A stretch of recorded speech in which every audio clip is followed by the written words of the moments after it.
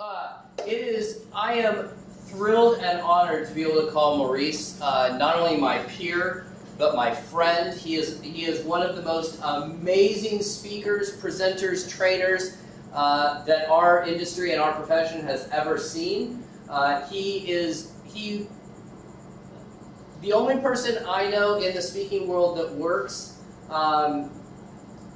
almost every day as a paid speaker is Maurice. He is absolutely amazing. He's tons of content, tons of value, and he is going to help us craft and create our $1 Million Message. He does a couple of boot camps every year, one in March, one in October.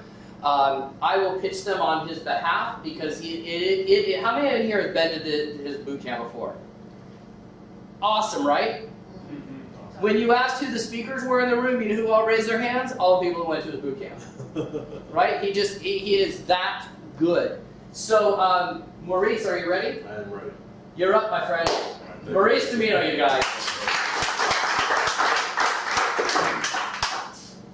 So how many of you have a voice? How many of you have a voice? All right. Well, you know what? We hear some marketing people here and all that. We're going to hear from Craig Willing later about marketing, but I believe this. I believe your voice is the best marketing piece you have. How well are you representing your product, your service, as well as yourself? I know that you may do mailings, you may do postcards, you may do an email blast, but I can't think of a better vehicle to get your message out there than with your own voice, to do a presentation. Well, my name is Maurice Mino. I am your $1 Million Message expert, and I have a question for you. How many of you are now speaking? I didn't quite see all the hands over. How many of you are speaking? Better yet, how many of you would like to speak and make some more money while you're speaking at it? All right, good. I just want to make sure I'm in the right room. And I'm just going to let the cat out of the bag. How I got my topic today was because of our featured speaker today, Craig Willing. Every time I see Craig Willing speak, and he knows what I'm about to say, I see preparedness. I see somebody that probably is not in his vocabulary. You know what? I'll just wing it. Even though I know he's an expert in his field and he probably could wing it, but yet he doesn't. He's prepared with his slides, with his presentations, how he interacts with the audience. So if I may, I'm going to borrow a little bit from Craig today. You're going to see it a little bit later. How do we go about preparing? How do we go about preparing our message each and every time we present it? And I am so glad that at this meetup we began with, who are you?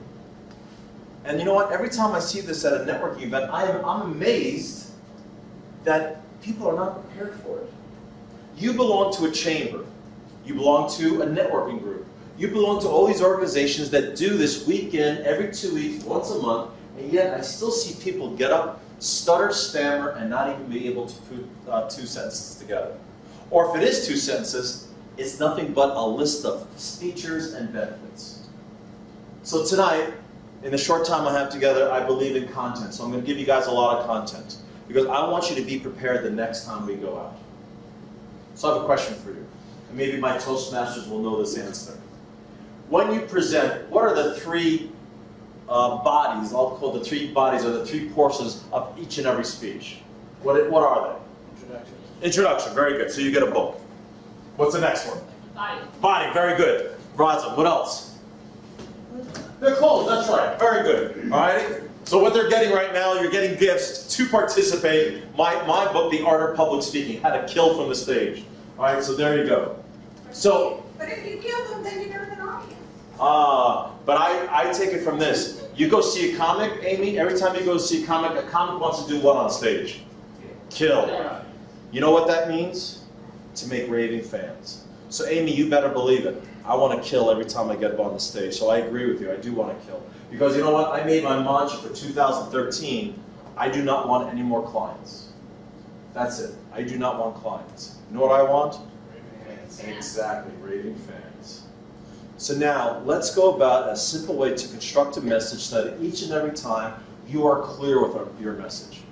This last week I did 2 radio interviews, and what I got out of it, even though they're interviewing me, what I got out of it was clarity. How do we go about addressing our product, our service, what we provide to the world in a clear, concise way, so that even if they never walk out or they never purchase from me, they know exactly what I do, because you know what? I know that when you leave here today and you meet somebody that says, you know what, I have to practice my presentation, the first thing that's going to pop into your mind is Maurice Mino. Same thing with your product or service. Every time you present, I'll be hell's bells if they're not going to walk out, and if somebody says a need, right? AV, Rick Bloom. Looking young, Debbie Bloom. Right? That's what I want to do. So now, I said before, traditionally, what did I say? We do open, right? Body, and close. That's the presentation model. In other words, when you get up in front of an audience, it's open, body, and close. But when we craft our message, we make it all different. One thing you have to understand about me is I'm 100% Sicilian. All right, so my little Sicilian's going to come out every now and then. So you better be careful. So I'm going to tell you like it is. And just to let you know, I don't have aha moments, I have Mamma Mia moments. All right, and that's why Casey calls me Mamma Mia, because every time I speak, he always has a Mamma Mia moment. And let me tell you something, if you have a Mamma Mia moment, just go ahead and yell it out. So for us Sicilians, we like to turn things around. So now what I'm going to present to you is my way of crafting a message. In other words, writing it out. Let me pull the curtain. When I do my intensive, for those of you that attended my intensives, you know that I pull back the curtains and I tell you exactly what I'm doing each and every time. I know this, that every time when somebody asks me to speak, I always say, what's the topic, what would you like me to speak on? I get the idea, and then I just let it sit in my brain, because I know the brain does not think linearly. How many of you are like writing a blog post or writing something, and you're writing, and all of a sudden you just stop, and you don't know what the next word, the next sentence is? Well, the reason is, well, we've all heard of it, right? Writer's block. The reason is the brain does not think linearly. It does not think in a straight line. So we want to take advantage of this non-linear bouncing all over the place. So for me, anytime if somebody asks me, hey, can you speak on this particular topic? I always say yes. And then I'll just let it ruminate. I'll just let it have ideas come out, and I'll just jot down different ideas. I don't care if it has to do with the open, I don't care if it has to do with the close. I just start jotting down ideas until I get a nice chunk of ideas. Now I start crafting. Now the Sicilian takes over. And this is what I mean. I begin with the close. I start writing the close.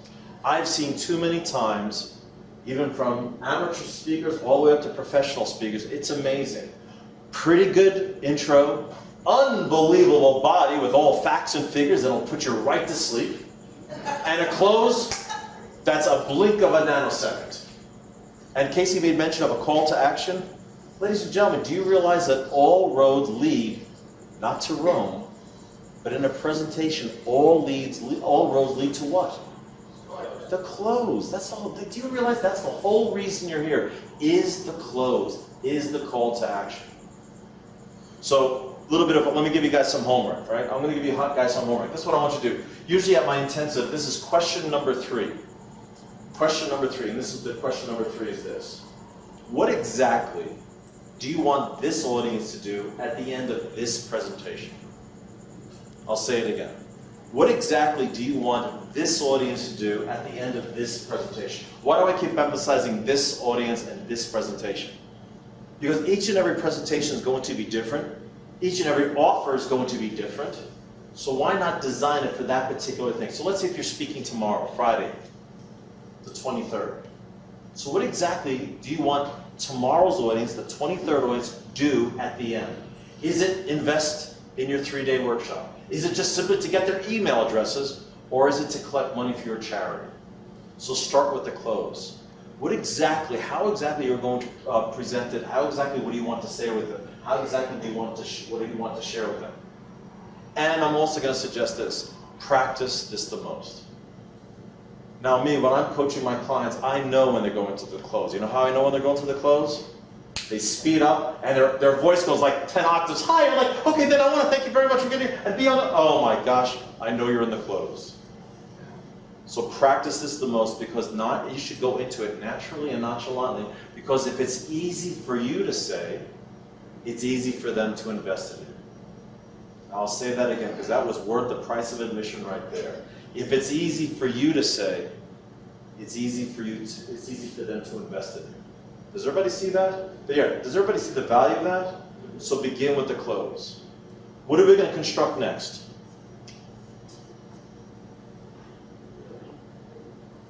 Be open. Be open. Why? Because this is where the most new information comes in. Yes, I know you know your product, I know you know your service, but the opening, because what? It's a different organization. Maybe it's a different topic, it's a different theme. Maybe there's something going on that you have to address outside in the environment, what have you. So write that out. Be clear with it. And I would be making sure that whoever invited you, the producer, whoever, ask them, is there a theme? Or is there certain people that you have to address? This is where you want to thank your audience. And not only that, you want to set up the rest of your presentation. So craft out your open. And I would practice this, maybe not as much as the close, but just a little less than the close. Why? Again, because it's all new information, just to wrap your tongue around it. I know a lot of us we have that fear of public speaking. How many of you know somebody that has a fear of public speaking? Does anybody you know somebody has a fear of public speaking? Possibly sitting in your seat right now, that person? Yeah, that's what I'm talking about. So why not practice that? Why? So that when you do get up in front of the audience, it again just comes naturally to you. So do the open. And last and least is the body. Exactly, Ross. The body. Let me tell you something. I know with network marketers, solopreneurs, people that own their own business, I hear the experience from you. Why do you need to practice that? I know when somebody's reading from their sheet, even though their sheet's not in front of them, because I could see their eyes move as they're mentally reading their sheet. Don't tell me the 27 features. Don't tell me the 10 benefits. What I like to hear are stories. I like to hear what? Stories. Now you've all heard this. Stories sell and facts tell. You see, we have to understand this, that anytime we're presenting to an audience, we're actually presenting to two audiences. Now just to be clear, for our non-public speakers, when you're speaking to an audience, that audience could be one-on-one as well as one-to-many. Because I say this, even if you're online at your favorite coffee shop, M Street Coffee, online at the grocery store, the person in front of you and the person behind you is a prospect. Wouldn't you agree? So why not engage them? Right? Engage them with the story. And I like to use the phrase benefit story. Because you know what that is? That's a third-party testimonial. That's somebody else using your product, and not only that, saying how good it is. Even though it's coming out of your mouth, the person hearing it saying, wow, if it worked for them, it could work for me. And again, with the body, I want to practice that least. Why? Because I want to connect with my audience. This is the bulk of your presentation. If you're in sales, and it seems like we all are, when it comes to product, service, or charity, what's the first thing that a prospect buys? You, exactly. They buy you. So if it's the body of your speech, why not connect with your audience and make that connection? Trust me, if you're connecting with the audience, they'll probably be so caught up with your passion that they want to hear your offer. That's your close. Which you have practiced with ease. It comes easy for you. That means investing in your product should come as easy as well. Now, don't get me wrong. Every time I present this way of crafting a message, a lot of people think, oh, I'm going to present the closed, open body. No. This is just for crafting. Yes, we go back to old school and we make sure we do the open, body, and close. You want to take them now on this verbal journey. You want to take them on a what? A verbal journey, exactly. Let me ask you this question. How many of you pass out your scripts? How many of you pass out your... I didn't think so. So now, do you see by crafting it this way, you're covering all the points that are necessary to engage the audience. Not only that, you've constructed a close that's clear, concise, and to the point, and not only that, you developed a call to action. And I know this, that when I take them on this verbal journey and I hit my call to action, guess what's going to happen at the end of it? It's going to be a transaction. And my final question to you is, how many of you like to have a heck of a lot more transactions? Alrighty? Well then, when you craft your message, go Sicilian and turn it upside down. Thank you so much.